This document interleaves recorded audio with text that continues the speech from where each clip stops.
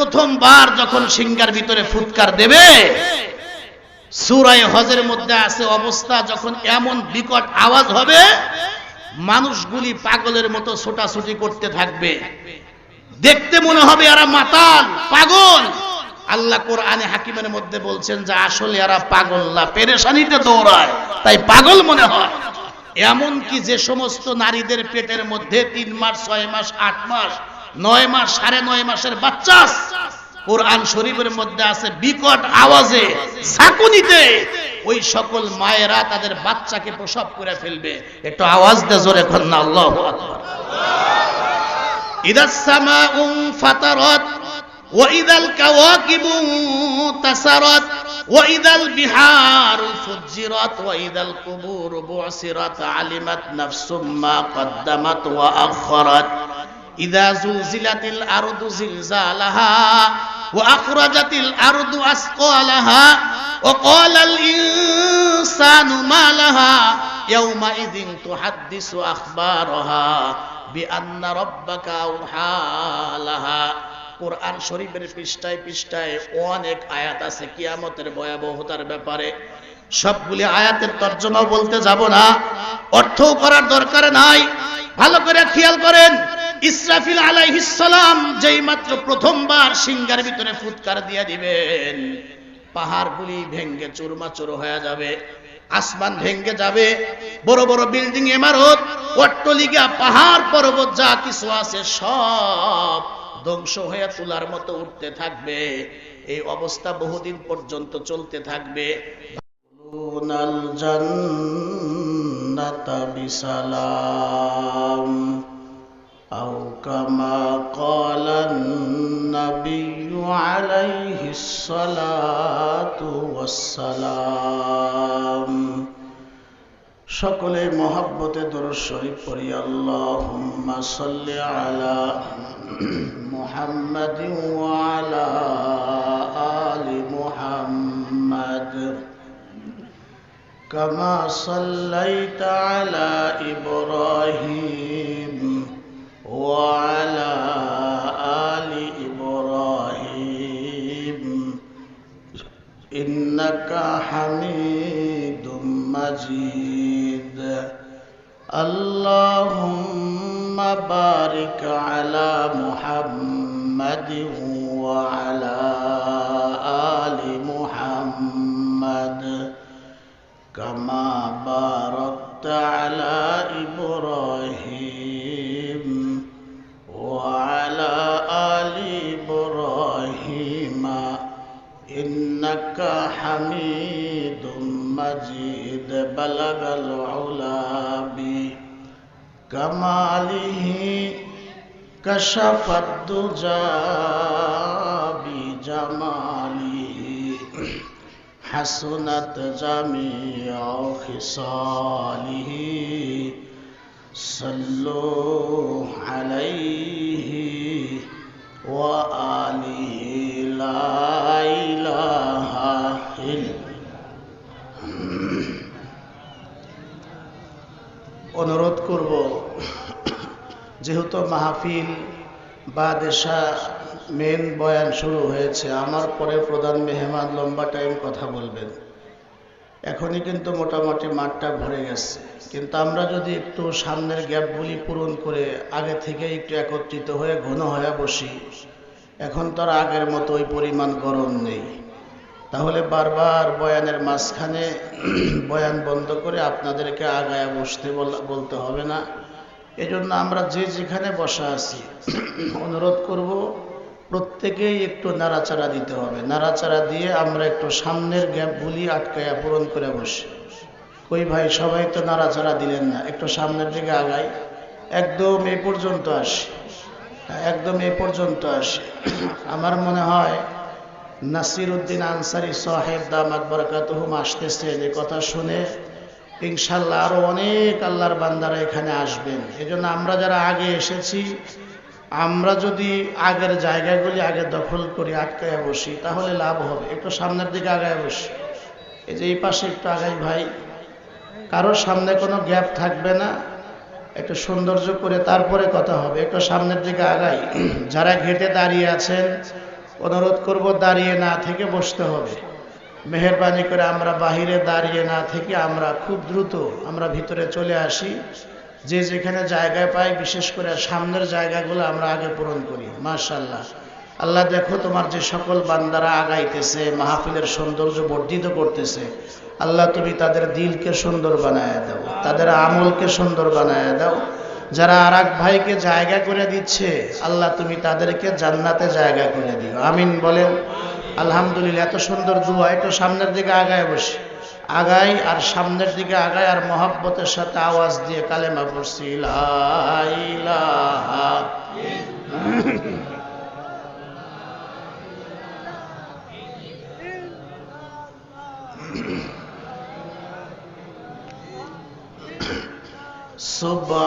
সুবহানাল্লাহ ওয়ালহামদুলিল্লাহ লা ইলাহা ইল্লাল্লাহ লা ইলাহা ইল্লাল্লাহ। আসমান বলে এক আল্লাহ, জমিন বলে এক আল্লাহ, আমরাও বলি এক আল্লাহ, জোরে লা ইলাহা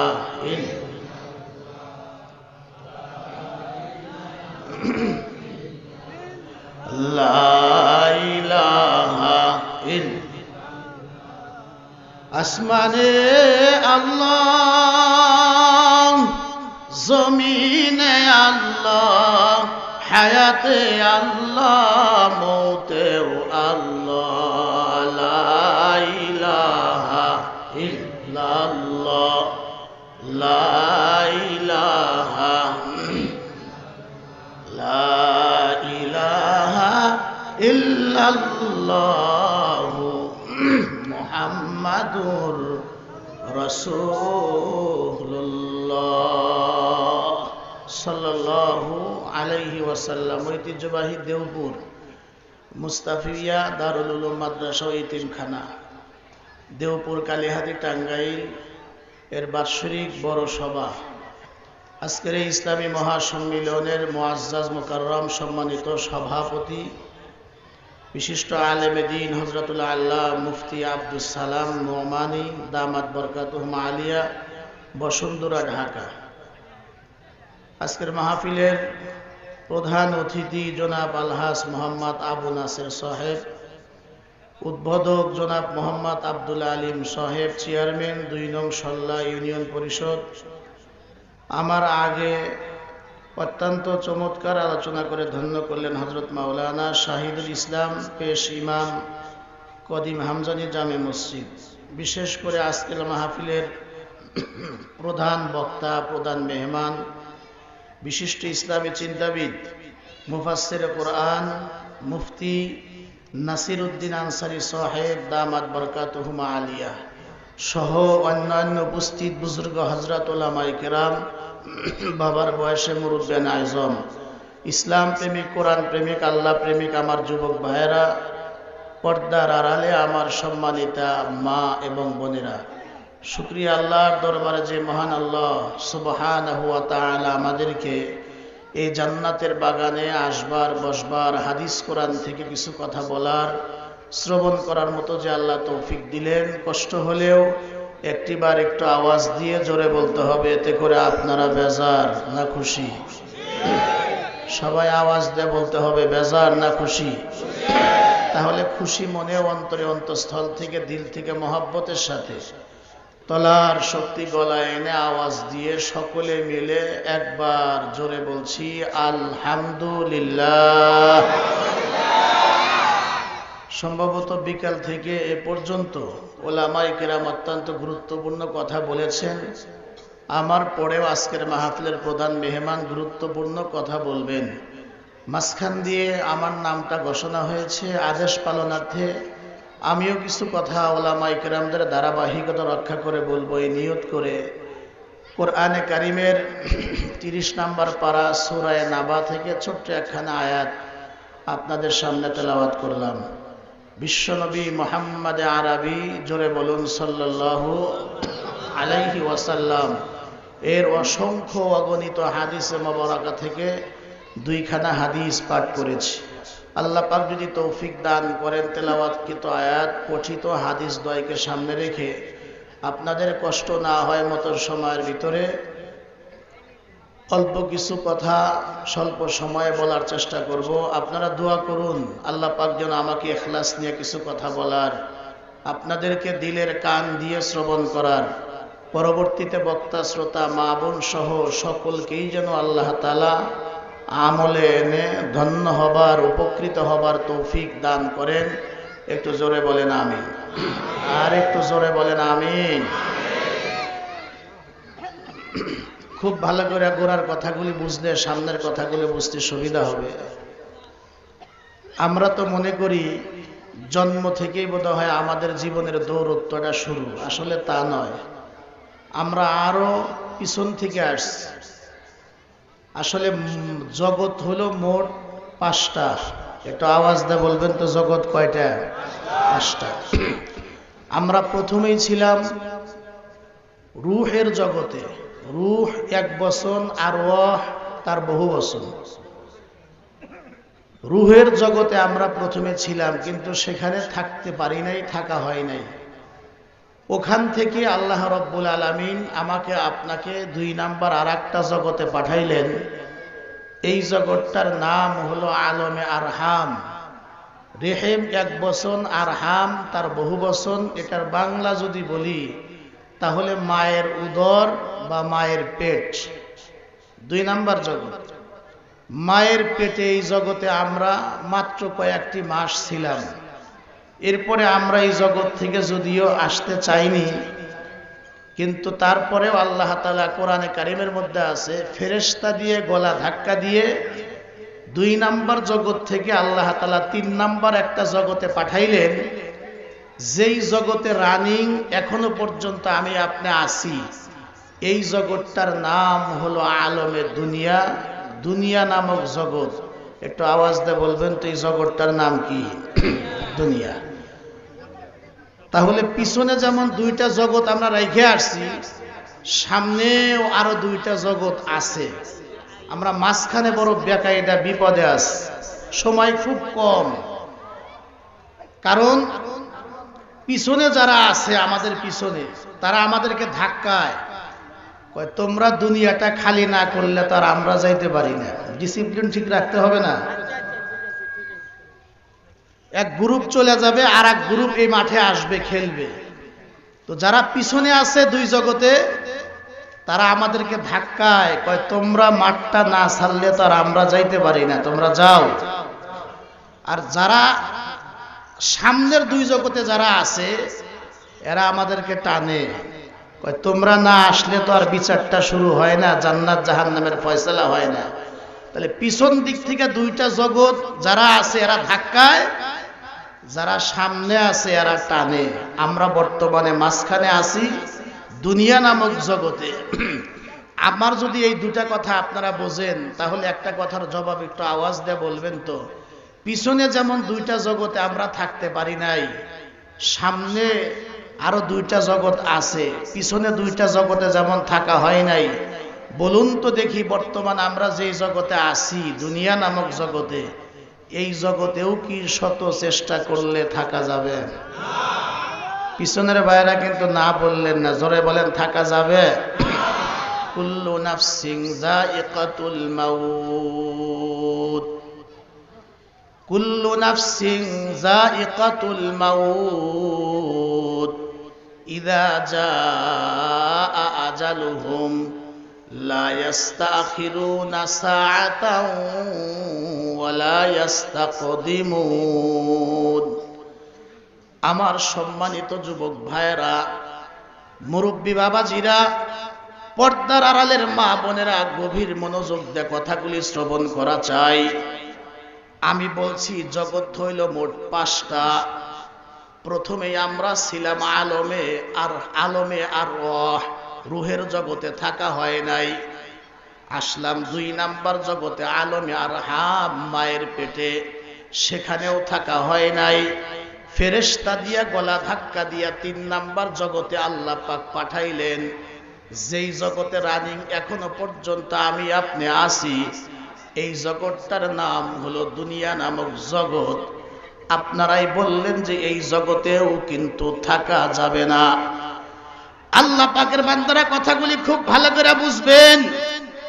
এই 3 নাম্বার জগৎ থেকে যাইতে হবে, এটা যেমন ঠিক, আবার 3 নাম্বার জগৎ থেকে আমরা কে কোন দিন চলে যাব এটাও কিন্তু আমরা কেউ বলতে পারবো না। এটাও বলেন ঠিক, জোরে কোন কথা ঠিক কিনা? এই জগৎ থেকে চলে যাব এটাও যেমন ঠিক, আবার কে কোন দিন চলে যাব এটাও কিন্তু পৃথিবীর কোনো মানুষ বলতে পারবে না। এটাও ঠিক, কারণ পৃথিবীতে বাবা এখনো পর্যন্ত আছে, বাবার সন্তান কবরে চলে গেছে। মা এখনো পর্যন্ত পৃথিবীতে আছে, ওই মায়ের সন্তান কবরে চলে গেছে। বড় ভাই এখনো পর্যন্ত দুনিয়াতে আছে, বড় ভাইয়ের ছোট ভাইটা কবরে চলে গেছে। দাদা, নানা, দাদি, নানি এখনো পর্যন্ত পৃথিবীতে আছে, আর তাদের নাতি নাতনি কবরে চলে গেছে। বড় আছে, ছোট কবরে চলে গেছে। এমন ইতিহাস আমাদের আশেপাশে আছে না নাই? আসার যেরকম একটা সিরিয়াল আছে, চলে যাওয়ার সিরিয়ালটা মেনটেন নাও হতে পারে, উল্টা পাল্টাও হতে পারে, এবং হচ্ছে এটা আমরা সচরাচর অ্যাভেলেবল সাধারণভাবে প্রতিনিয়তই আমরা দেখতে পাচ্ছি। এই 3 নাম্বার জগৎ থেকে যখন আমরা চলে যাব, আমরা 4 নাম্বার একটা জগতে চলে যাব। এই 4 নাম্বার জগৎটার নাম হলো আলমে বরজাখ। এটার বাংলা হলো কবর নামক জগৎ। 4 নাম্বার জগৎটার নাম কি বলেন? কবর নামক জগৎ। বলে দুনিয়ার হায়াত একেবারেই কম। কত কম? মসজিদে মুয়াজ্জিন সাহেব আজান দিয়েছেন, ইকামতও দিয়ে দিয়েছেন, ইকামত শেষ, ইমাম সাহেব জায়নামাজে মুসাল্লায় দাঁড়িয়েছে, ইকামত যখন শেষ হয়, বলেন তো ইকামতের মাঝে আর জামাত শুরু হওয়ার মাঝে মাঝখানে কয় ঘন্টা সময় বাকি থাকে? কথা বলেন না কেন? আপনারা একটু আওয়াজ দিয়ে কথা বলে আমাকে সহযোগিতা করবেন, কারণ মানুষ যখন রাস্তায় চলে, বলুন তো দেখি চলে কি দিয়ে, হাত দিয়া না পা দিয়া? এই কথাটাও কিন্তু সবাই বললেন না। হাত দিয়া চলে না পা দিয়া চলে? পা দিয়েই চলে। তারপরে মানুষ যখন খুব জোরে হাঁটে, বলুন তো দেখি পায়ের সাথে হাতও আগে পিছে নড়াচড়া করে না করে না? আমি যে কথা বলতেছি, কথা বলা যদিও মুখের কাজ, কিন্তু আমার হাত দুটা কিন্তু একেবারে চুপচাপ বসা নাই, নড়াচড়া করে। তার মানে হাত বুঝায় পা ভাই তুই চল, মুখ ভাই তুই বল, আমি তোকে সহযোগিতা করি। তাই যদি মানুষের চলা বলা সুবিধা হয়, বক্তা যখন ওয়াজ করবে, যারা সামনে বসে শুনবে, তারাও যদি একটু বক্তাকে আওয়াজ দিয়ে সহযোগিতা করে, তাহলেই বক্তা ওয়াজ করতে পারবে। অন্যথা বক্তার জন্য একটু ওয়াজ করা কঠিন হয়ে যায়। তাহলে আপনারা একটু আওয়াজ দিয়ে সহযোগিতা করতে রাজি আছেন না নাই? যারা আমার সামনে বসা আছেন, আমি একটাবার একটু আপনাদেরকে কষ্ট দিব, যার যার ডান হাতখানে একবার একটু দেখব। এই যে আমি আগে উঠাইছি, একটু হাত সোজা করেন, টান টান করেন, একটু নাড়াচাড়া দেন। হাতের সগিরা গুনাগুলা ঝরে ঝরে পড়ে যাচ্ছে। এবার একটু মুসলমানের আওয়াজ দিয়ে বলছি আল্লাহু আকবার। ভাই, আল্লাহ ছোট না বড়? আল্লাহু আকবার জোরে বলা সুন্নাত। মুসলমানের আওয়াজ দিয়ে বলছি আল্লাহু আকবার। হাত নামান। কষ্ট পেলেন কি আপনারা? এই 3 নাম্বার জগতের টাইম এত কম, আজান একামত শেষ হইবার পরে জামাত শুরু হইতে যেরকম টাইম একেবারেই কম, 2-4 সেকেন্ড বা 5-10 সেকেন্ড, আর বেশি হয় না। ঠিক একইভাবে দুনিয়ার হায়াতটাও এরকম কম। দুনিয়াতে আসার পরে আমাদের ডান কানে আজান হয়ে গেছে, বাম কানে একামত হয়ে গেছে, শুধুমাত্র জামাতটা শুরু হইতে বাকি আছে। একামতের পরে জামাত শুরু হইতে বেশি সময় নাই। যে কোনো সময় আমার আপনার জানাজার জামাতটা কিন্তু শুরু হয়ে যাইতে পারে। জোরে কোন কথা ঠিক কিনা? এজন্য দুনিয়ার হায়াতটা একেবারেই কম। খুব ভালো করে বুঝবেন, এই পৃথিবীতে যারা লেখাপড়া করে মানুষ হয়েছে, ইঞ্জিনিয়ার, ডাক্তার, বড় বড় ব্যবসায়িক, অথবা যারা ভালো ভালো সরকারি চাকরি যারা করে, ওই পজিশনে যাইতে কিন্তু লেখাপড়া করে বড় অনেক মানে লম্বা একটা সময় লেখাপড়া পিছনে কাটাইতে হয়েছে। এরপরে চাকরি বাকরি দিয়া 55-60 বছর যখন বয়স হয়ে গেছে, তখন কিন্তু অবসরে চলে আসছে। অবসরে চলে আসার পরে এই বাকি 20, 30, 40, 50 বছর আল্লাহ রসুল বলছেন যে আমার উম্মতের গড় আয়ু 60 থেকে 70, না 80, 90 না 100ই ধরেন, 60 বছর হয়ে গেছে আর বাকি আছে ধরেন 40 বছর। এই 40 বছর অবসরে গিয়া সুখে শান্তিতে থাকার জন্য দেখবেন মানুষ টাকাগুলা কাজে লাগায় যেন আমি অবসরে গেলে সুখে শান্তিতে বসবাস করতে পারি। নিজের ছেলে মেয়ের জন্য কিছু করে যায় যেন আমি চলে গেলেও আমার ছেলে, আমার মেয়ে, আমার ভবিষ্যৎ প্রজন্ম যারা আছে এরা যেন কারো কাছে হাত পাততে না হয়, পরের দ্বারস্থ না হতে হয়। ছেলে মেয়ে না জানি 100 বছরই থাকবে, নিজের 30-40 বছর সুখের জন্য, ছেলে মেয়েদের 100 বছর সুখের জন্য আমরা হালালকে হালাল দেখলাম না, হারামকে হারাম তমিজ করলাম না, হালাল হারামের কোনো পার্থক্য আমরা করলাম না। বৈধ অবৈধ, হালাল হারাম যে কোনো পন্থায় আমরা সম্পদ অর্জন করে যাচ্ছি কেন? নিজের কিছুদিন সুখ শান্তিতে ভোগ করার জন্য এবং আমার সন্তানদের কিছুদিন সুখ শান্তি ভোগ করতে পারে এই কারণে যদি আমরা করি। বরং তো দেখি 3 নাম্বার জগৎ থেকে যখন আমরা চলে যাব, কবর নামক জগৎ থেকে যখন আমাদের একটা জীবন শুরু হবে, বলেন তো এই জীবনটা কি ছোট না অনেক বড়? শুধু শুরুই হবে কিন্তু তার শেষ হবে না। শুরু আছে, তার কোনো শেষ নাই। তাহলে পৃথিবী থেকে এমন কিছু করে যাওয়া দরকার, এমন কিছু কাজ করে যাওয়া দরকার যেন আমি কবরের জগতে চলে গেলেও বসে বসে যেন এই দুনিয়ার এই ভালো কাজের সব আমার অ্যাকাউন্টে জমা হইতে থাকে। বলেন তো দেখি দুনিয়ার হায়াত থাকতে থাকতে এমন কিছু কাজ করে যাওয়ার দরকার আছে না? তেলাওয়াতকৃত হাদিসের মধ্যে আল্লাহ রসুল বলছেন পৃথিবীতে এই 3 নাম্বার জগতে থাকতে থাকতে যদি কোনো মানুষ 3টা কাজ করে তারপরে 4 নাম্বার জগতে ঢুকতে পারে, আল্লাহর নবী বলেন সে কবরে চলে যাবে, কবরে শুয়ে শুয়ে এই 3 কাজের সব যাজা তার অ্যাকাউন্টে জমা হইতে থাকবে, সে সেখানে ফলাফল ভোগ করতে থাকবে। একটু জোরে কোন সুবহানাল্লাহ।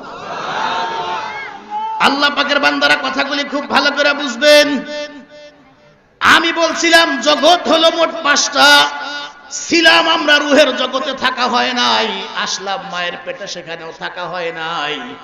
3 নাম্বার জগতে আমরা আছি, অর্থাৎ দুনিয়া।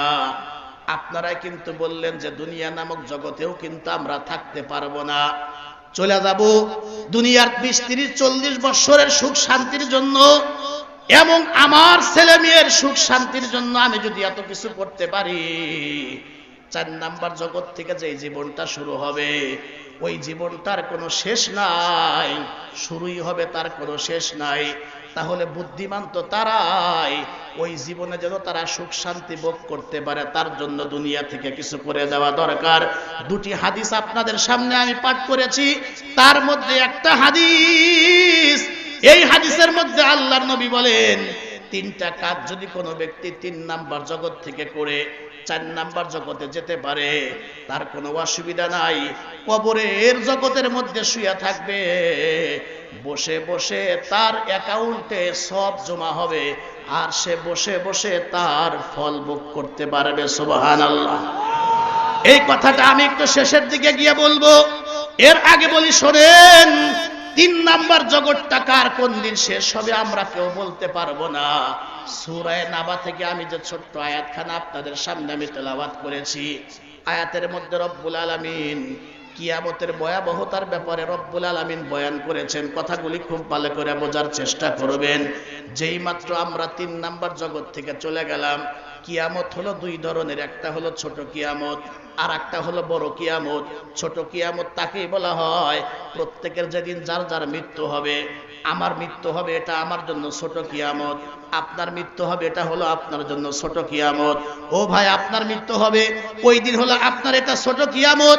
তার মানে প্রত্যেকেই যার যার মতো ইন্তেকাল করা এটা হলো তার জন্য ছোট কিয়ামত। আর একটা কিয়ামত হবে, যেই কিয়ামতটা হলো সম্মিলিত হবে, এটা হলো বড় কিয়ামত। খুব ভালো করে বুঝবেন। আস্তে আস্তে যখন সব মানুষ 3 নাম্বার জগৎ থেকে যখন বিদায় নিবে, কিয়ামত যখন সংগঠিত হবে, কিয়ামত কোন দিন হবে? কিয়ামতের জ্ঞান আর ইলম পৃথিবীর কোনো মানুষ বলতে পারবে না। একটু আওয়াজ দিয়ে বলতে হবে, কিয়ামতের ইলম একমাত্র একজনের কাছে আছে, তিনি জোরে বলেন কে? কিয়ামতের ডেট সময় পৃথিবীর কেউ বলতে পারবে না। যদিও মাঝে মধ্যে আমাদের বাংলাদেশে কিয়ামতের তারিখ নির্ধারণ হয়। 2004 একবার কিয়ামতের তারিখ হয়েছিল, আপনাদেরকে মনে আছে? কিন্তু কিয়ামত কি হয়েছিল? আমি তখন সিরাজগঞ্জ কাজীপুর নৌকাঘাট, আমার এলাকার কিছু মানুষ দেখলাম তার মেয়ে নাতি নাতনি নিয়ে বাড়ির দিকে যাচ্ছে। কই যান কাকা? ওই তোমরা না বলছো শুক্রবারে নাকি কিয়ামত হবে, এজন্য ছেলে মেয়ে নাতি নাতনি নিয়ে সব একসাথে মরতে চাই, এজন্য সবাই একত্রিত হচ্ছে। কিয়ামত হইছে। এমনকি গত রমজানেও কিয়ামতের ডেট হয়েছিল, মনে আছে? 15ই রমজান শুক্রবার ছিল। মানে এটা আমরা বলি নাই, কিন্তু এটা প্রচার হয়েছে যে কিয়ামত হবে 15 তারিখে, ধ্বংস হবে। তো ওই দিন আল্লাহ পাকের রহমতে আর কিছু হোক বা না হোক, আমার এলেঙ্গা বাস স্ট্যান্ড কেন্দ্রীয় মসজিদে কালেকশনটা খুব ভালো হয়েছে। যখন আমি ব্যাগ ছাড়ছি তখন বললাম, ভাই দেন, আজকে তো কিয়ামতের ডেট, মারা তো যাইতেই পারেন, যার কাছে যা আছে একটু বেশি করে দেন, মারা গেলে তো সব রেখে চলে যাবে। অন্যদিন তো স্বাভাবিকভাবে 10-12 হাজার টাকা ওঠে শুক্রবারে, আল্লাহ পাকের রহমতে ওই দিন 50,000 টাকা ছেড়ে গেছে। আমি চিন্তা করলাম ডেটটা হয়ে খারাপ হয় নাই।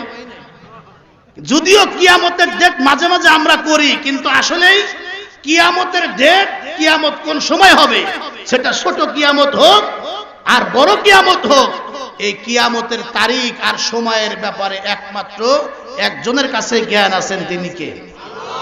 5টা বিষয়ের জ্ঞান আল্লাহ পাক পৃথিবীর কাউকে দেন নাই, নিজের কাছে রেখে দিয়েছেন। ইন্নাল্লাহা ইনদাহু ইলমুস সাআহ, ইন্নাল্লাহা ইনদাহু ইলমুস সাআহ ওয়া ইউনাজ্জিলুল গায়স ওয়া ইয়ালামু মা ফিল আরহাম ওয়া মা তাদরি নাফসুম মাযা তাকসিবু গাদা ওয়া মা তাদরি নাফসুম বিআইয়ি আরদিন তামুত ইন্নাল্লাহা আলিমুন খবীর। 5টা বিষয়ের জ্ঞান, তার মধ্যে 1 নাম্বার হলো কিয়ামতের জ্ঞান, 2 নাম্বার হলো ওয়ায়ুনাজ্জিলুল গায়স, বৃষ্টির জ্ঞান, কোন মেঘে বৃষ্টি আছে, কোন মেঘে বৃষ্টি নাই, বৃষ্টি হইলেও কি পরিমাণ হবে, কোন দিক দিয়ে কি পরিমাণ বৃষ্টি হবে। বলে এই বৃষ্টির জ্ঞান ওই একমাত্র আল্লাহ রাব্বুল আলামিনের কাছে আছে। 3 নাম্বার হইল মায়ের পেটের মধ্যে ওই আলামু মা ফিল আরহাম, মায়ের পেটে যে বাচ্চা আছে, এই বাচ্চাটার অবস্থার ব্যাপারে একমাত্র আল্লাহই জানেন। 4 নাম্বার হইল আগামীকাল আমার আপনার রিজিক কোন জায়গায় আছেন, এটাও একমাত্র আল্লাহই জানেন। 5 নাম্বার হইল আমার আপনার মৃত্যুর খবরটাও একমাত্র আল্লাহ রাব্বুল আলামিন জানেন। এই 5টা বিষয়ের জ্ঞান আল্লাহ ছাড়া পৃথিবীর আর কারো কাছে নাই। এজন্য কিয়ামতের জ্ঞান একমাত্র আল্লাহর কাছে আছে। তবে হাদিস শরীফের মধ্যে আল্লাহর রাসূল বলছেন, ক্বালান নাবিয়্যু সাল্লাল্লাহু আলাইহি ওয়াসাল্লাম, লা তাকুমুস সাআহ হিয়া লা ইউকালা ফিল আরদি আল্লাহু আল্লাহ।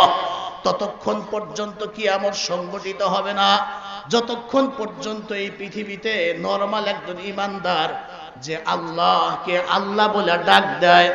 তার মানে একজন নরমাল ইমানদারের পাওয়ার আর দাম কি পরিমাণ। একজন নরমাল ইমানদার দুনিয়াতে থাকা অবস্থায় যে মাঝে মধ্যে আল্লাহকে আল্লাহ বলে ডাক দেয়, এরকম একজন ইমানদার থাকা অবস্থায় কিয়ামত সংগঠিত হবে না। সুবহানাল্লাহ, নারায়ে তাকবীর। আলহামদুলিল্লাহ, আমাদের মাহফিলের সম্মানিত প্রধান অতিথি, আমার খুব কলিজার মানুষ জনাব আলহাজ আবু নাসের সাহেব আমাদের মাঝে এসে উপস্থিত হয়েছেন। আল্লাহ পাক ওনার হায়াতের মধ্যে, সুস্থতার মাঝে, ইজ্জত সম্মানের মাঝে আরো বরকত বাড়ায়া দেন। একটু জোরে বলেন আমিন। আমি যেই কথাটা বলছিলাম যে 3 নাম্বার জগৎ থেকে আমরা 4 নাম্বার জগতে চলে যাব, কিয়ামত সংঘটিত হবে কোন দিন এটা আল্লাহই ভালো জানেন। তবে আল্লাহ রাসূল বলছেন যতক্ষণ পর্যন্ত পৃথিবীতে একজন নরমাল ঈমানদার আল্লাহকে আল্লাহ বলে ডাক দেয় এতক্ষণ পর্যন্ত কিয়ামত সংঘটিত হবে না। তার মানে এমন অবস্থার যখন সৃষ্টি হবে তখন কিয়ামত সংঘটিত হবে। আল্লাহ পাক রব্বুল আলামিন একজন ফেরেশতা বানাইছেন, এই ফেরেশতার নাম হলো হযরত ইসরাফিল আলাইহিস সালাম। ওনার ডিউটি হলো উনি সারা জীবন 3টা ফুৎকার দিবে, তিনবার বাঁশির মধ্যে সিংহার ভিতরে ফুৎকার দেওয়ার জন্যই আল্লাহ রাব্বুল আলামিন ওনাকে বানাইছেন, সৃষ্টি করছেন। তার মধ্যে প্রথমবার যখন সিংহার ভিতরে ফুৎকার দেবে, সূরা হজের মধ্যে আছে অবস্থা যখন এমন বিকট আওয়াজ হবে মানুষগুলি পাগলের মতো ছোটাছুটি করতে থাকবে, দেখতে মনে হবে এরা মাতাল পাগল। আল্লাহ কোরআনে হাকিমের মধ্যে বলছেন যে আসলে এরা পাগল না, পেরেশানিতে দৌড়ায় তাই পাগল মনে হয়।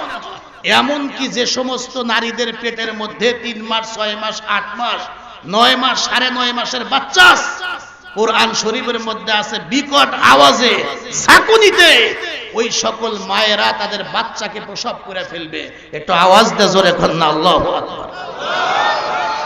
ইদাস সামাউ ফাতারাত ওয়া ইদাল কাওয়াকিবু তাসারাত ওয়া ইদাল বিহারু ফুজ্জিরাত ওয়া ইদাল কুবুরু বু'সিরাত আলিমাত নাফসুম মা কদ্দামাত ওয়া আখখারাত ইদা জুলজিলাতিল আরদু জিলজালাহা ওয়া আখরাজাতিল আরদু আসকালাহা ওয়া ক্বালাল ইনসানু মা লাহা ইয়াওমা ইযিন তুহাদ্দিসু আখবারাহা বিআন্না রাব্বাকা আওহা লাহা। কোরআন শরীফের পৃষ্ঠায় পৃষ্ঠায় অনেক আয়াত আছে কিয়ামতের ভয়াবহতার ব্যাপারে। সবগুলি আয়াতের তর্জমা বলতে যাব না, অর্থ করার দরকার নাই। ভালো করে খেয়াল করেন, ইসরাফিল আলাইহিস সালাম যেই মাত্র প্রথমবার সিংহার ভিতরে ফুৎকার দিয়ে দিবেন, পাহাড়গুলি ভেঙ্গে চুরমাচুর হয়ে যাবে, আসমান ভেঙ্গে যাবে, বড় বড় বিল্ডিং ইমারত অট্টালিকা পাহাড় পর্বত যা কিছু আছে সব ধ্বংস হয়ে তুলার মতো উঠতে থাকবে। এই অবস্থা বহুদিন পর্যন্ত চলতে থাকবে। ভালো করে খেয়াল করবেন। এরপরে অনেক দিন পরে রব্বুল আলামিন ইসরাফিল আলাইহিস সালামকে ডাক দিয়া বলবেন, ইসরাফিল এবার তুমি 2 নাম্বার ফুৎকারটা দিয়ে দাও। যেই মাত্র 2 নাম্বার ফুৎকারটা ইসরাফিল আলাইহিস সালাম দিয়ে দিবেন, মুহূর্তের মধ্যে আল্লাহ পাক এবার আজরাইলকে ডাক দিয়া বলবেন, আজরাইল এবার তুমি তোমার ডিউটিটা শুরু করো। মুহূর্তের মধ্যে হযরত আজরাইল আলাইহিস সালাম এবার জান কবজ করা আরম্ভ করবেন। আল্লাহ পাক রব্বুল আলামিন এক পর্যায়ে জিজ্ঞেস করবেন, ইসরাফিল কি পরিমাণ মারলার কি পরিমাণ আছে তোমার জবান দিয়ে শুনতে চাই। এক পর্যায়ে ইসরাফিল আলাইহিস সালাম বলবেন, মালিক মানুষ আর পৃথিবীতে কেউ বাঁচিয়া নাই। ভালো করে খেয়াল করেন, এই কিছুক্ষণের জন্য ব্যবসা বাণিজ্য বাড়ির কথা বাহিরের কথা সবকিছু ভুলে গিয়ে একটু মনোযোগ আকর্ষণ করি আপনাদের। যেই মাত্র আল্লাহ জিজ্ঞেস করবেন এখন কি খবর, ইসরাফিল আলাইহিস সালাম তখন বলবেন যে আল্লাহ পৃথিবীতে আর মানুষ একজনও বাঁচিয়া নাই, সব শেষ। ও মালিক জিনের গোষ্ঠী শেষ, জিন্নাত বলতে আর পৃথিবীতে কেউ বাকি নাই। ও মালিক ফেরেশতারাও নাই, সবাই শেষ, সবার জান আমি কবজ করেছি, শুধুমাত্র আমরা বড় 4 জন ছাড়া। বড় 4 জন বোঝেন তো, ইসরাফিল আলাইহিস সালাম, মিকাইল আলাইহিস সালাম, জিবরাইল আলাইহিস সালাম আর আমি আজরাইল আলাইহিস সালাম। এই 4 জন ছাড়া বাকি আর পৃথিবীতে কেউ নাই। এরপরে আল্লাহ পাক বলবে যে আজরাইল এবার তুমি সারা বাকি 3 জনকে ফালায়া দাও। যেই মাত্র বাকি 3 জনের জান কবজ করা হবে, আল্লাহ পাক ডাক দিয়ে বলবে, ও আজরাইল এখন খবর কি? আজরাইল তখন বলবেন যে মালিক পৃথিবীতে আর কেউ নাই। আল্লাহ পাক তখন ডাক দিয়া বলবেন, ভালো করে উত্তর দাও, এখন খবর কি? এখন আর কে আছে? তার মানে নিজের কথা ভুলেই যাবে। এবার ডাক দিয়া বলবে, মালিক এইদিকে আসি আমি আজরাইল। আর ওইদিকে তুমি খালেক, তুমি আল্লাহ আসো, আর কেউ নাই। আল্লাহ পাক তখন আজরাইলকে ডাক দিয়া বলবে, আজরাইল এবার তুই নিজে মর। আল্লাহ পাক যখন বলবে আজরাইল এবার তুই নিজে মর, কিতাবের ভিতরে লেখা আছে তখন হযরতে আজরাইলের শরীরের প্রত্যেকটি লোমের গোড়া থেকে ঘাম বের হবে আর বলবে, ও মালিক, জীবনেও কোনোদিন চিন্তা করি নাই হাত দিয়ে তামাম পৃথিবীর সকল মানুষের, জিন্নাতের, ফেরেশতাদের, সকল জানোয়ারের জান আমি কবজ করলাম, জানদার প্রাণীদের। আমি কল্পনাও করি নাই নিজের হাতে নিজের জানটা কবজ করতে হবে। আল্লাহ বলবেন যে কুল্লু নাফসিন যায়িকাতুল মাউত, মরতে তোকে হবেই। এবার আরাফ নামক জায়গার ভিতরে মুহূর্তের ভিতরে হযরতে আজরাইল একটা বিকট চিৎকার দিয়ে নিজে নিজে যখন মারা যাবে, আল্লাহ পাক রব্বুল আলামিন এবার ডাক দিয়া বলবেন, লিমানিল মুলকুল ইয়াউম। আপনারা একটু ভাবেন তো দেখি, আমি এখন দুনিয়াতে নাই, আপনিও নাই, এই দেওপুর মাদ্রাসাটা নাই, বাজার নাই, কালীহাতি নাই, টাঙ্গাইল নাই, বাংলাদেশ নাই, তামাম পৃথিবীর কোন দেশ নাই, কেউ নাই। এখন শুধুমাত্র একজন বাকি আছে, একটু মুসলমানের আওয়াজ দিয়ে বলেন না তিনি কে? আল্লাহ পাক রব্বুল আলামিন এবার বিভিন্ন জালেম বাদশাদের নাম ধরে ধরে ডাক দিয়া বলবে, এরা কারা, এরা কোথায়, এই দেশগুলি কোথায়, কারো কোনো আওয়াজ নাই। আল্লাহ পাক রব্বুল আলামিনের পরে বলবেন, লিল্লাহিল ওয়াহিদিল কাহার। কথা সংক্ষিপ্ত করে দিলাম, এরপরে অনেক বড় একটা স্পেস গ্যাপ তৈরি হবে, এখন আর পৃথিবীতে কেউ নাই। এবার ইসরাফিল আলাইহিস সালামের ব্যাপারে জিজ্ঞাসা করি, বলুন তো ওনার ডিউটি যেন কয়টা ফুৎকার দেওয়ার কথা, দিয়েছেন কয়টা? আরো জোরে বলেন কয়টা? আল্লাহ পাক এবার সর্বপ্রথম ইসরাফিলকে আগে জিন্দা করবেন, তার দেহের ভিতরে যখন জানটা ঢুকায়া দিবেন, আল্লাহ পাক বলবে, ইসরাফিল তোমার ডিউটির এখনো পর্যন্ত একটা অংশ বাকি আছে, এবার তুমি 3 নাম্বার ফুৎকারটা দিয়ে দাও। যেই মাত্র 3 নাম্বার ফুৎকারটার দেওয়া হবে, এবার আমি আপনাদেরকে একটু সূরা নাবার এই আয়াতের দিকে আমি ফিরে আনতে চাই। আল্লাহ পাক বলছেন যে ইয়াউমা ইউনফাখু ফিস সূরি ফাতাতুনা আফওয়াজা। যেই মাত্র ইসরাফিল আলাইহিস সালাম আল্লাহর আদেশ প্রাপ্ত হইবার পরে সিংহার ভিতরে 3 নাম্বার ফুৎকারটা লাগায়া দিবে, ফাতাতুনা আফওয়াজা। এবার প্রত্যেকেই যার যার কবর থেকে দলে দলে হাসরের ময়দানে উপস্থিত হবে। এটা হলো 5 নাম্বারের জগৎ। তখন যার যার কবর থেকে ফাতাতুনা আফওয়াজা, যার যার কবর থেকে দলে দলে বিভিন্ন দলে বিভক্ত হয়ে ওই দিন তারা 5 নাম্বার জগৎ তথা হাসরের ময়দানে তারা একত্রিত হবে। কথাগুলো আপনারা বুঝতেছেন? মনোযোগ আছে তো আপনাদের? যেই 3 নাম্বার ফুৎকারটা দেওয়া হবে, ফাতাতুনা আফওয়াজা, দলে দলে কবর থেকে এবার হাসরের ময়দানে 5 নাম্বার জগতে দাঁড়াবে। এই আয়াত নাজিল হইবার পর একজন সাহাবী আল্লাহ রাসূলকে জিজ্ঞাসা করলেন, ইয়া রাসূলুল্লাহ, আল্লাহ পাক যে বলেছেন যে ফাতাতুনা আফওয়াজা, দলে দলে বিভিন্ন দলে বিভক্ত হয়ে যে কবর থেকে হাসরের মাঠে 5 নাম্বার জগতে দাঁড়াবে বিচারের জন্য, ইয়া রাসূলুল্লাহ, দল মূলত কয়টা হবে? আল্লাহ রাসূল তখন বলছেন, এই প্রশ্নের অ্যানসার বড় কঠিন, হৃদয় বিদারক। তারপরে তুমি যখন জিজ্ঞাসা করেছো, জবাব তো আমাকে দিতেই হবে। কবর থেকে ফাতাতুনা আফওয়াজা, দলে দলে উঠবে, অর্থাৎ বিভিন্ন আকৃতি ধারণ করে মানুষ ওই দিন যার যার কবর থেকে উঠবে। সর্বমোট তারা 12 আকৃতিতে ওই দিন তারা কবর থেকে হাসরের মাঠে উঠবে। একটু জোরে বলেন না সুবহানাল্লাহ। কয় দলে? জোরে বলেন, কয় দলে? 12 দলে, অর্থাৎ 12 রকমের আকৃতি ধারণ হবে। তারা ওই দিন হাসরের মাঠে ওই অবস্থায় উঠবে। এই 12 12টা আকৃতি কি কি আমি সংক্ষিপ্ত আকারে একটু বলবো। তার মধ্যে আল্লাহ রাসূল বলছেন 1 নাম্বার, কোন মানুষ ওই দিন কবর থেকে বানরের আকৃতি নিয়ে হাসরের ময়দানে উঠবে। নাউজুবিল্লাহ বলে। দুনিয়াতে চেহারা বড় সুন্দর ছিল, কিন্তু কবর থেকে তারা একদল লোক তারা বানরের আকৃতি নিয়ে ওই দিন হাসরের মাঠে উঠবে। আল্লাহ রাসূল বলছেন, বিশ্বাস হয় আপনাদের? 2 নাম্বার আল্লাহ রাসূল বলছেন যে একদল লোক ওই দিন খিনজির তথা শুকুরের রূপ ধারণ করে চেহারাটা শুকুরের মতো হয়ে যাবে। এই অবস্থায় তারা হাসরের ময়দানে দাঁড়াবে।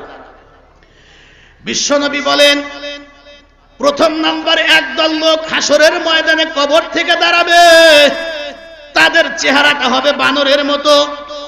গুইনেন আপনারা 2 নাম্বার। বিশ্বনবী বলেন 2 নাম্বারে একদল লোক হাসরের ময়দানে কবর থেকে উঠবে, তাদের চেহারাটা হবে খিনজির তথা শুকুরের মতো। 3 নাম্বার আল্লাহ রাসূল বলেন একদল লোক ওই দিন কবর থেকে উঠবে, তারা অন্ধ হয়ে উঠবে। দুনিয়াতে চক্ষু বিশিষ্ট ছিল, চোখের আলো ছিল, কিন্তু কবর থেকে যখন জাগ্রত হবে দেখবে চোখের আলো নাই, অন্ধ অবস্থায় কিয়ামতের ময়দানে 5 নাম্বার জগতে উঠবে। আল্লাহ নবী বলেন 4 নাম্বার একদল লোক ওই দিন বোবা হয়ে হাসরের ময়দানে উঠবে।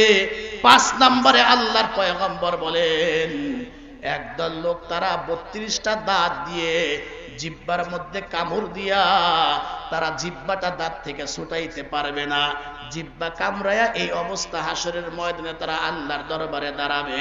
6 নাম্বার নবী বলেন একদল লোক তাদের গায়ের মধ্যে আগুন লাগানো অবস্থায় কবর থেকে তারা হাসরের ময়দানে দাঁড়াবে। 7 নাম্বার এক জাতীয় লোক যাদের মাথা কোমর পা এইভাবে ফুটবলের মতো মোড়ায়া গোল বানায়া তারা তো উপস্থিত হতে পারবে না, তাদেরকে পা দিয়া ফেরেশতারা লাথাইতে লাথাইতে হাসরের ময়দানে উপস্থাপন করা হবে, দাঁড় করানো হবে।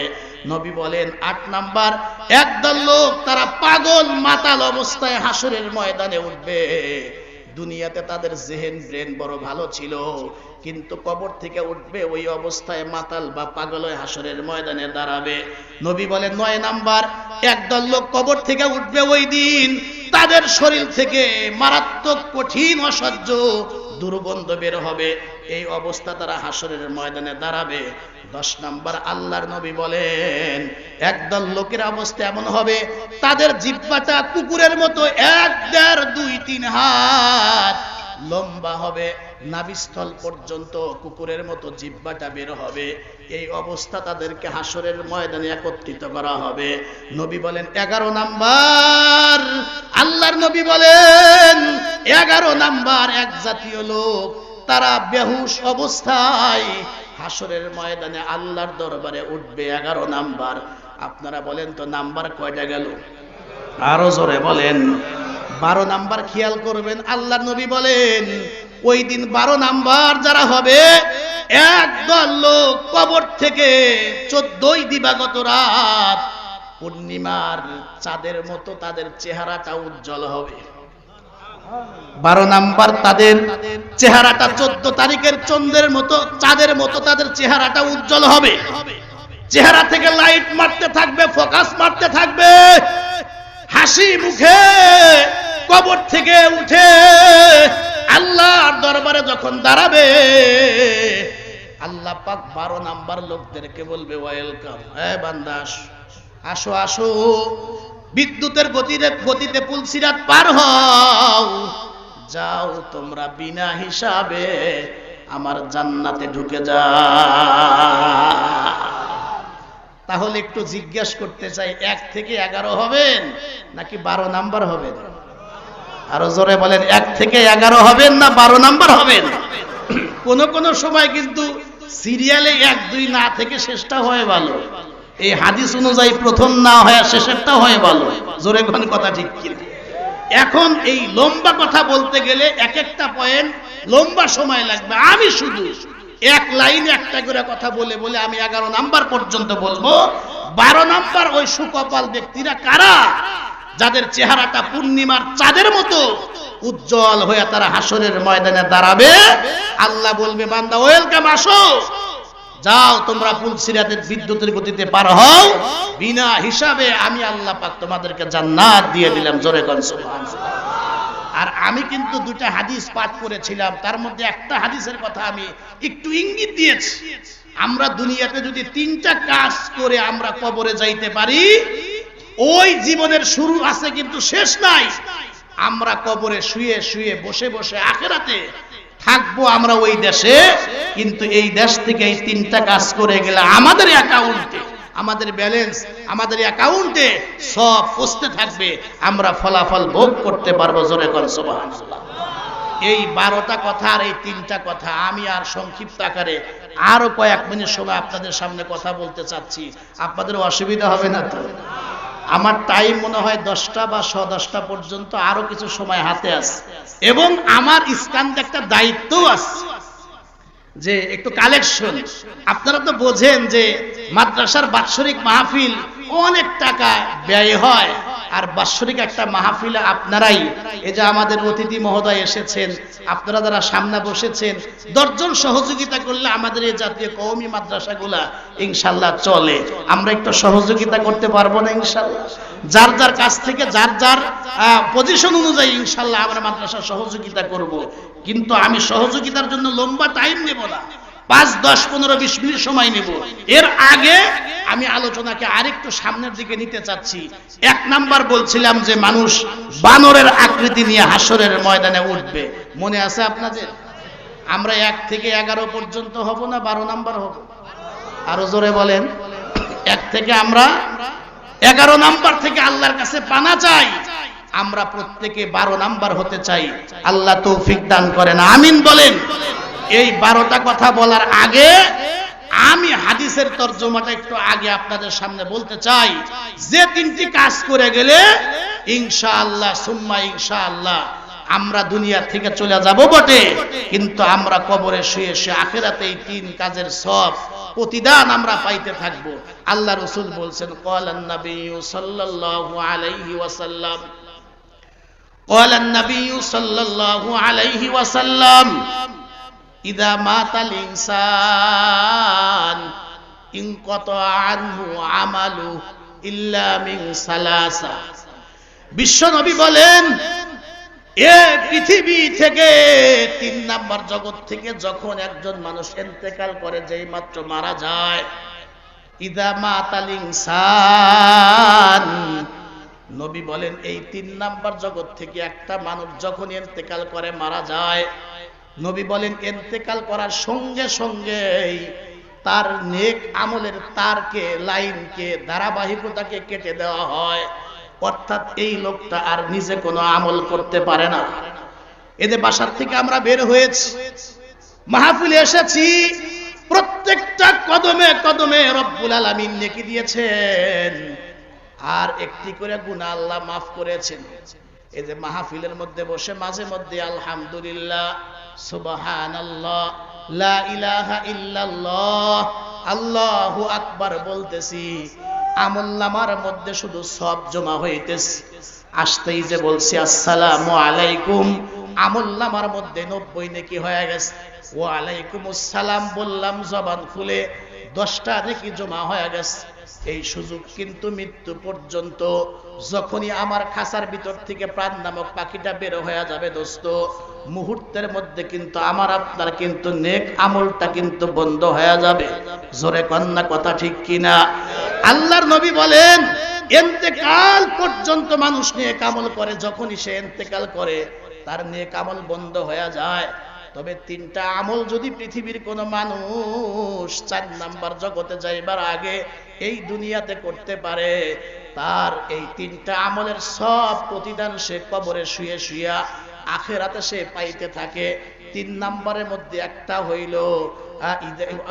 হইল ইজা মাতাল ইনসানু ইনকাতা আনহু আমালুহু ইল্লা মিন সালাসাতিন ইল্লা মিন সাদাকাতিন জারিয়াতিন। 1 নাম্বার হলো, পৃথিবীতে যদি কোনো ব্যক্তি সাদাকায়ে জারিয়া করে যায়, জারিয়া মানে হলো প্রবাহিত, ওই যে নদীর পানি চলতে থাকে, স্রোত বইতে থাকে, সাদাকায়ে জারিয়া।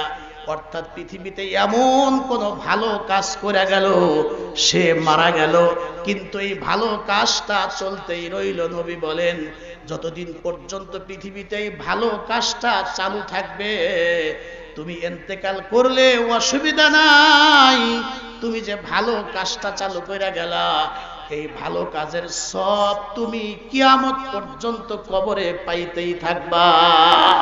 সুবহানাল্লাহ। আপনি টিউবওয়েল গেড়ে দিলেন, মসজিদ বানাইলেন, মাদ্রাসা বানাইলেন, আপনি মাদ্রাসা সহযোগিতা করলেন, যত ভালো কাজ।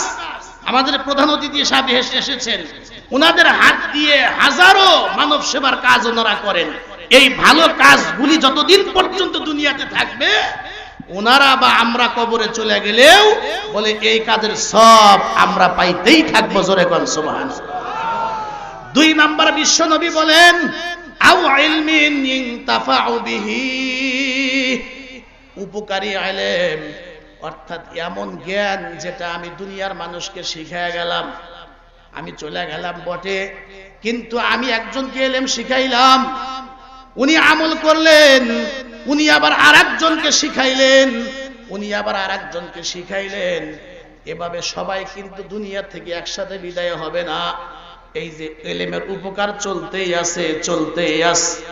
দেখেন, তার বাস্তব নমুনা হলো এই যে আপনাদের মুস্তাফাবিয়া দারুল উলুম দেওপুর মাদ্রাসার দিকে তাকায় দেখেন। এই মাদ্রাসার যিনি মুহতামিম সাহেব, আমার আগে উনার ছাত্র কিন্তু বয়ান করলেন, উনি আবার কত ছাত্রকে কিন্তু ইলম শিখাইছেন, আবার তারা আরেকজনকে শিখাবে। আপনাদের দেওপুর থেকে কত হাফেজে কোরআন বের হয়েছে, এই মাদ্রাসায় পড়ে কত মানুষ আলেম হয়েছে। এই ইলম চর্চা চলতেই থাকবে, মানুষ উপকৃত হইতেই থাকবে। যারা মাদ্রাসা করেছেন, মাদ্রাসায় টাকা দিয়েছেন, পয়সা দিয়েছেন, সহযোগিতা করেছেন, আপনারা কবরে চলে গেলেও এই মাদ্রাসার ইলমের কাজে সহযোগিতা করার কারণে আপনার আমার কবরের ভিতরে এই সব চলতেই থাকবে, বন্ধ হবে না। সুবহানাল্লাহ। 3 নাম্বার হলো আওয়ালাদিন সলিহি ইয়াদউলা। নবী বলেন, পৃথিবীতে কোনো ব্যক্তি যদি নেক সন্তান রাখা যায়, নেক সন্তান রাখা গেলেও এই নেক সন্তান যত নেক করবে, আব্বা মা কবরের মধ্যে শুয়া শুয়া এই নেক আমলের যাজার সব পাইতেই থাকবে। জোরে কন্না সুবহানাল্লাহ। শাইখুল হাদিস মাওলানা জাকারিয়া রহমাতুল্লাহি আলাইহি, উনি উনার কিতাবের মধ্যে লিখছেন, আল্লাহর ওলি বিশাল কবরস্থানের পাশ দিয়ে হেঁটে যাচ্ছেন, যাইবার সময় এতগুলি কবর দেখলে ওনার মায়া লাগছে, হারে একদিন তো আমরাও কবরে চলে যাব, আজকে এরা ইয়াতীম হয়ে শুয়ে আছে, এদের কিছু দেওয়া দরকার। উনি কবরস্থানের পাশে দাঁড়ায়া দাঁড়ায়া উনি কিছু সূরা, কিছু আয়াত তেলাওয়াত করলেন, ছেড়ে দিলেন। রাত্রিবেলা বাসায় গিয়া ঘুমাইছেন, ঘুমের ঘরে স্বপ্নে দেখেন একজন ফেরেশতা দিনের বেলা ওনার তেলাওয়াতকৃত সবগুলি একটা বস্তার ভিতরে নিয়ে কবরস্থানের পাশে বসে গিয়া এই ফেরেশতা এলান দিচ্ছে, এই কবরবাসী, কারো কি সওয়াবের দরকার আছে? যদি সওয়াব লাগে তো আসো, আমার কাছে আসো, লাইন দাও, আল্লাহর একজন বান্দা, একজন ওলি তোমাদের জন্য কিছু হাদিয়া পাঠিয়েছেন। জোরে কোন সুবহানাল্লাহ। আল্লাহ পাকের বান্দারা খুব ভালো করে বুঝবেন, এমন সময় শাইখুল হাদিস জাকারিয়া রহমাতুল্লাহি আলাইহি তার কিতাবের ভিতরে সুন্দর করে লিখছেন, প্রত্যেকটা কবরবাসীর যার যার কবর থেকে উঠে উঠে লাইন দিয়েছে, প্রতিযোগিতার সঙ্গে লাইনে দাঁড়িয়েছে। কেন কেন? এই দুনিয়ার হায়াত বাকি থাকতে আমরা বুঝি না নেক আমলের কি পরিমাণ প্রয়োজন, কিন্তু যারা কবরে চলে গেছে, যার মা নেই, যার বাবা নেই, দাদা দাদি, নানা নানি, কত মুরব্বীদেরকে আমরা হারিয়েছি, কবরের পাশে গিয়া ডাক দিয়া জিজ্ঞাসা করেন, যদি কথা বলতে পারত তাহলে তারা আফসোস করে এই কথাটাই বলতো, সন্তানেরা কিছুই চাই না, আমাদের জমি দিয়া তোমরা জমিওয়ালা হইলা, আমাদের বাড়ি দিয়া বাড়িওয়ালা হইলা, আমাদের গাড়ি দিয়া গাড়িওয়ালা হইলা, সবকিছু রাইখা সাদা 3 টুকরা 5 টুকরা কাফন নিয়া কবরে ঘুমায় গেছে। সন্তানেরা রে, কবরের আযাব সহ্য করতে পারি না, তোদের সময় সুযোগ আছে, তোরা আমাদের জন্য কিছু পাঠা। কিন্তু আমরা শুনতে পাই না। খুব ভালো করে বুঝবেন, সব কবরবাসী যখন লাইনে দাঁড়িয়েছেন, আল্লাহর ওলি তাকায় দেখেন বাম দিকে একটা পুরাতন কবর। এই কবরের মধ্যে আল্লাহর একজন বান্দি, একজন মহিলা কবরের মধ্যে সে হাসি মুখে সে বসা, চেহারার মধ্যে কোনো পেরেশানির ছাপ নেই, চেহারার মধ্যে হাসি। মহিলা কবর ছাড়ে নাই। আল্লাহর ওলি জিজ্ঞেস করলেন, মাগো, যেখানে সবাই সব নেওয়ার জন্য কারাকারি করে লাইনে দাঁড়িয়েছে, মাগো দেখলাম তুমি তো কবর থেকে বের হইলা না, আবার তোমার চেহারার মধ্যে হাসি, মাগো তুমি কি সব নিবা না? মুহূর্তের মধ্যে মহিলা ডেকে ডেকে বলে, ওগো আল্লাহর ওলি, আসলে আমি যখন দুনিয়া থেকে বিদায় হয়েছিলাম, দুনিয়া থেকে বিদায় হওয়ার আগে আগে আমার একটা সন্তানকে আমি নেক সন্তান বানায়া দুনিয়াতে রাইখা তারপরে আমি কবরে আসছি। দিলটা নরম করে দিবেন, ধরেন কথার কথা, আমার সন্তানটা দেওপুর মুস্তাফা বিয়া দারুল উলুম মাদ্রাসায় লেখাপড়া করায়, তারে কোরআন শিখাইছি, এলেম শিখাইছি, আলেম বানাইছি, তার সিনার ভিতরে কোরআন। আমার সন্তান আমারে কবরে রাইখা কিন্তু ভুলে যায় না। আল্লাহ যে কোরআনের মধ্যে বলছেন যে কাযা রাব্বুকা আল্লা তা'বুদু ইল্লা ইয়াহু ওয়া বিল ওয়ালিদাইনি ইহসানা, এটাই তোমার প্রভুর পক্ষ থেকে চূড়ান্ত সিদ্ধান্ত, তোমরা আল্লাহ ছাড়া আর কারো গোলামি করবা না, ইবাদত করবা একমাত্র। আওয়াজ দিয়ে বলেন কার? আওয়াজ দিয়ে বলেন কার? এরপরে আল্লাহ বলেন যে ওয়া বিল ওয়ালিদাইনি ইহসানা, তোমরা তোমাদের আব্বা মার সঙ্গে সৎ ব্যবহার করবা। এই যে একই লাইনে আব্বা মার কথা আবার আল্লাহর ইবাদতের কথা বলে পাশাপাশি উল্লেখ কেন করেছেন? অনেকগুলি তাফসীর আছে, তার ভিতরে একটা তাফসীর হলো এই, পৃথিবীর বান্দা বান্দিরা, তোমরা যেভাবে আল্লাহকে তোমার জীবনের শেষ নিঃশ্বাস বন্ধ হওয়ার আগ পর্যন্ত তুমি তোমার রবকে ভুলতে পারো না, ঠিক একইভাবে ও পৃথিবীর সন্তানেরা, তোমরা তোমাদের জীবনের শেষ নিঃশ্বাস বন্ধ হওয়ার আগ পর্যন্ত তোমরা তোমাদের আব্বা মাকেও কিন্তু ভুলতে পারবা না। সুবহানাল্লাহ। আমাদের অনেকের ধারণা হইল আব্বা মা কবরে চলে গেছে, যেদিন থেকে বিসমিল্লাহি ওয়া আলা মিল্লাতি রাসূলিল্লাহ বলা আব্বা মাকে কবরে রাখলাম, ওই দিন থেকে বোধহয় আমাদের দায়িত্ব শেষ। আসলে কি তাই? না, নবী বলছেন বেঁচে থাকা অবস্থায় তোমার আব্বা মার প্রতি 7টা হক, যেদিন থেকে তোমার আব্বা মা কবরে চলে গেল ওই দিন থেকে নতুন করে 7টা হক শুরু হয়ে গেল। জোরে বলেন না সুবহানাল্লাহ। তার মধ্যে নারায়ে তাকবীর, নারায়ে তাকবীর, প্রধান বক্তার আগমন, প্রধান বক্তার আগমন, কালিহাতীবাসীর পক্ষ থেকে,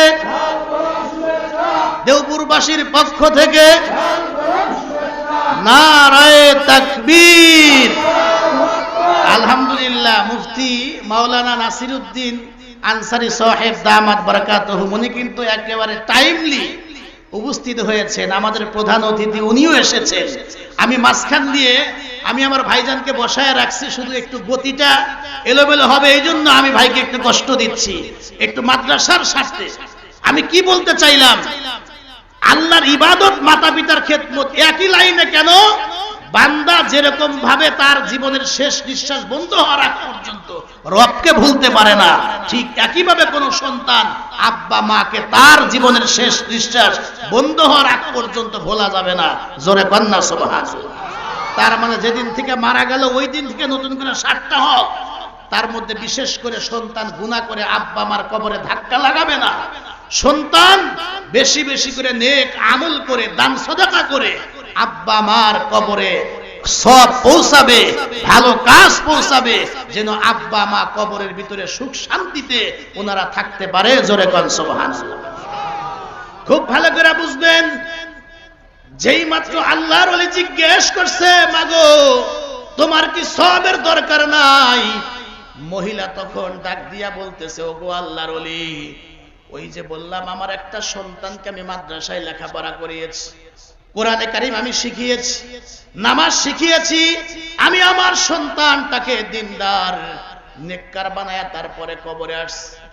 আমার সন্তানটা এমন নেককার, মাকে কবরে রাখবার পরে আমার সন্তান আমাকে ভুলে যায় নাই, মাকে কবরে রাখা আমার সন্তানটা ভুলে যায় নাই। আমার সন্তানটা প্রতিদিন তেলাওয়াতে কোরআন করে নেক আমল করে আমার জন্য যা পাঠায় তা আমার জন্য যথেষ্ট হয়ে যায়। এজন্য আমার অন্যের সওয়াবের দরকার নেই, এজন্য আমি কবর থেকে বের হই নাই। মাগো তোমার নাম কি? তোমার স্বামীর নাম কি? সন্তানটার পরিচয় দাও। কিতাবের মধ্যে লেখা আছে, একটা বাজারের নাম বলে দিল, এই বাজারে আমার সন্তান ব্যবসা বাণিজ্য করে, দোকানদারি করে, আমার স্বামীর নাম এই, আমার এলাকার নাম এই। ঘুম থেকে জাগ্রত হইবার পরে ফজরের নামাজ আদায় করলেন, হাঁটি হাঁটি পা পা করে বাজার পর্যন্ত গেলেন, গিয়া দেখেন নেক সন্তানটা দোকানদারি করে, আর হাতের মধ্যে তসবিহ, পাশেই দোকানে কোরআন রাখা। কাস্টমার আসলে কোরআন শরীফের পৃষ্ঠার মধ্যে চিহ্ন দিয়া বন্ধ করে কাস্টমার রে মাল দেয়। কাস্টমার চলে গেলে বাজে কোনো কথা না বলে বসে বসে আল্লাহর কোরআন পড়ে, ঠোঁট দুটা রাত দিন 24 ঘন্টা সারাদিন দোকানদারি ফাঁকে ফাঁকে লড়তে থাকে।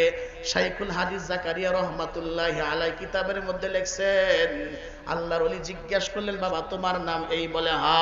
তোমার মা কি অমুক কবরস্থানে ঘুমায় আছে? বলে হা। বাবা আমল চালায় যাও, স্বপ্নে যুগে আমি তোমার মাকে দেখেছি, তোমার মা কবরের জিন্দেগিতে অনেক ভালো আছে, বাবা তুমি আমল চালায় দাও। আর একদিন আল্লাহর ওলি কবরে পাল্টে যাইবার সময় কিছু তেলাওয়াত করলেন, ছেড়ে দিলেন, বাসায় গিয়া ঘুমাইলেন। স্বপ্নে আজকে দেখলেন বটে, কিন্তু অবস্থা ব্যতিক্রম। কি দেখলেন? আজকে তাকায় দেখে ফেরেশতা যখন সব বন্টন করে, ওই আল্লাহর বান্দি আজকে কবরে নাই। কবর ছেড়ে আল্লাহর বান্দি সকলের সঙ্গে লাইনে দাঁড়িয়েছে। মাগো তুমি না ওই দিন বললা তোমার সওয়াবের দরকার নাই, তুমি অন্যের সওয়াবের প্রতি তুমি লোভী নও, আজকে কেন লাইনে দাঁড়িয়েছো? মহিলা তখন ডাক দিয়া বলে, ওগো আল্লাহর ওলি, ওই দিন বলছিলাম আমার নেক সন্তান দুনিয়াতে রাইখা আসছি, আমাকে বলে নাই কন্টিনিউ আমার জন্য নেক আমল করে করে আমার সন্তানটা যিনি কবরে পাঠাইতো। এই তো গত 2 দিন 3 দিন আগে, কোন দিন যেন 3 নাম্বার জগৎ থেকে 4 নাম্বার জগতে পাড়ি দিবে কেউ তো বলতে পারবে না। এই তো গত 2 দিন পূর্বে আমার সেই সন্তানটার হায়াত শেষ, আমার সন্তানটা ইন্তেকাল করেছে, কবরে চলে আসছে, সেও তো এই কবরস্থানে ঘুমায় আছে। ইদা মাতাল ইনসান ইনকাতা আনহু আমালু, মানুষ যখন মারা যায় নিজে আর কোনো আমল করতে পারে না দোস্ত। কিন্তু 3টা কাজ যদি করা যায়, আল্লাহর নবী বলেন কবরে শুয়া থাকলেও তার অ্যাকাউন্টে সব জমা হবে। একটা কিন্তু বলছিলাম সদকায়ে জারিয়া, ভালো কাজ করে যাওয়া, যেটা চলতে থাকে মারা যাওয়ার পরেও। 2 নাম্বার উপকারী ইলম, যেই আমলটা এই মাদ্রাসায় রাত দিন 24 ঘন্টায় করা হয়। 3 নাম্বার নেক সন্তান, এই মাদ্রাসা কিন্তু আমার আপনার সন্তানকে নেক বানায়। জোরে কন্যা কি বানায়? আমার আপনার সন্তানকে নেক বানায়।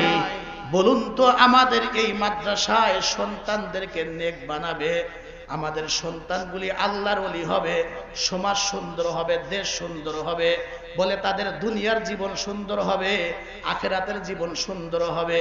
এটা আমরা কারা কারা চাই? শুধু তারাই দুনো হাত তুলে একটু জোরে বলেন না আল্লাহু আকবার। হাত নামান, আমি দেখতে চাই আপনাদের ভিতরে কার যেন মা কবরে চলে গেছে, আব্বা কবরে চলে গেছে, অনেকের আপনজন দাদা দাদি নানা নানি কবরে চলে গেছে।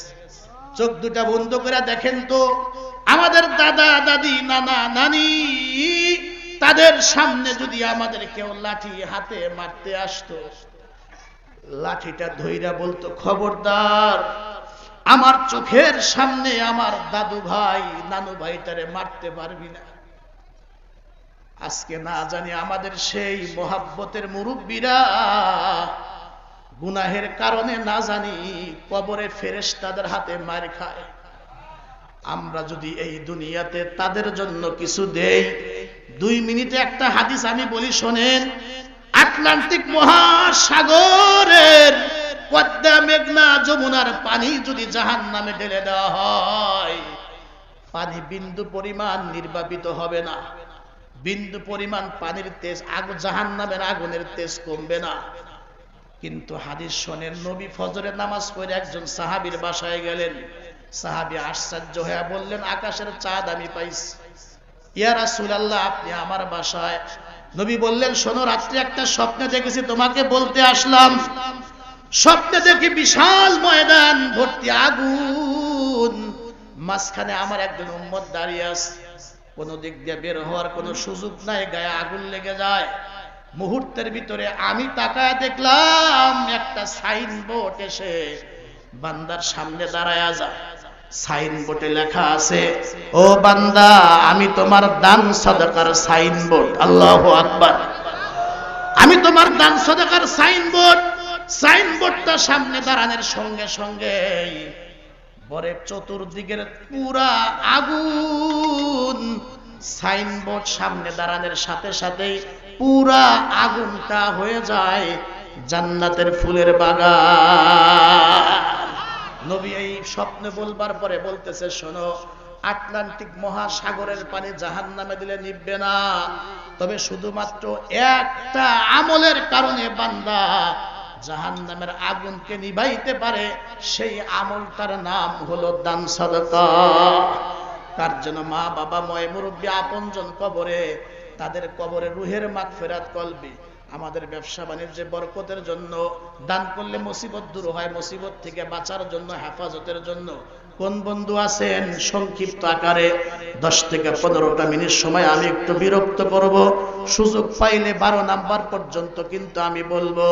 খুব ভালো করে বুঝবেন কোন ব্যক্তি আছেন যে হুজুর এই মাদ্রাসা আমি 1 লক্ষ টাকা দিব, 50,000 টাকা দিব, 2 লক্ষ টাকা দিব, 20,000 টাকা দিব, 30,000 টাকা দিব। নেক আমলের মধ্যে যেমন সওয়াব আছে, আবার যিনি অ্যাডভান্স নেক আমলে যারা অ্যাডভান্স আগে থাকে, বলে আগে থাকার কারণে কিন্তু আলাদা সওয়াব দেওয়া হয়। দেখেন না, শুক্রবারে জুমার নামাজের সব সবাই পাইলেও আগে গেলে কিন্তু কুরবানি, উট কুরবানি, গরু কুরবানি, মহিষ কুরবানি, ভেড়া দুম্বা কুরবানির সব